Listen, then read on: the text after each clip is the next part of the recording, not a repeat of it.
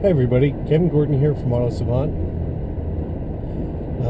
Realize that every day, myself and probably most of the rest of the Autosavant staff read almost everything there is about the automotive world. But on a daily basis, we really don't get the time to write everything that we're reading. So I decided to try to start video blogging during my daily commute to my real day job and cover off on some of the topics that seemed interesting to me as the day progressed.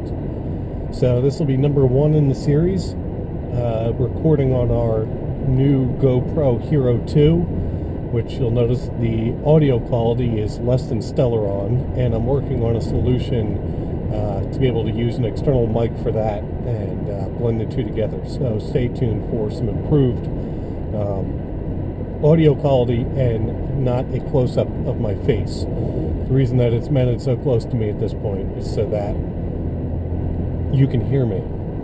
So what's going on today? It's day 3 of the North American International Auto Show. Both Carl and Chris are out at the auto show providing written coverage and pictures. I think Carl had a nice post on the new Lincoln up today, and Chris covered the 2 GM concepts that came out on day 1.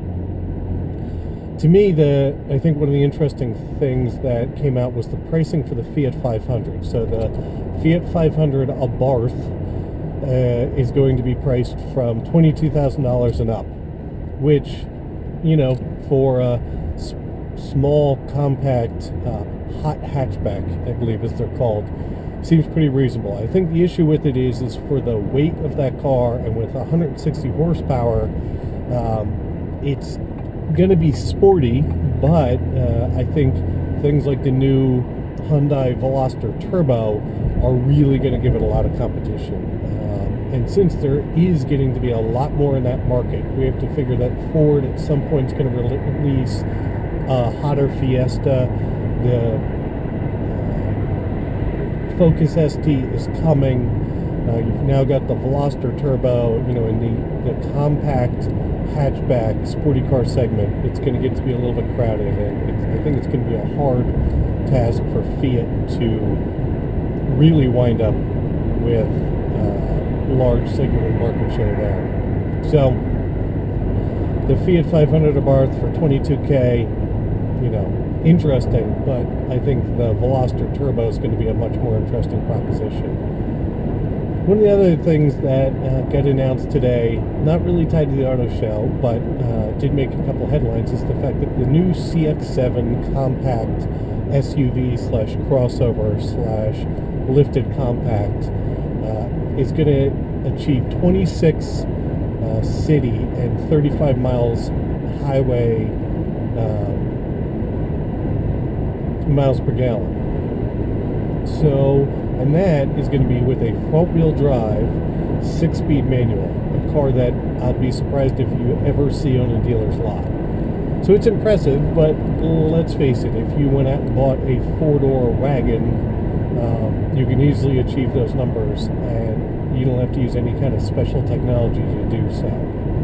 So, good for Mazda, but I think, you know, as all journalists will constantly drone on about it, it's hopefully the beginning of the end of the compact utility vehicle, but it's still a lion's share of the market at this point. So, good for Mazda.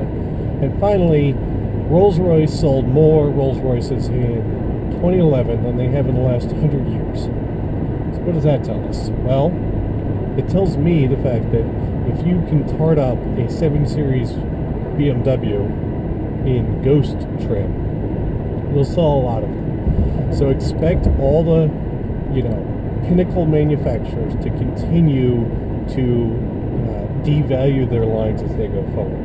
Porsche is going to continue to come out with lower level models.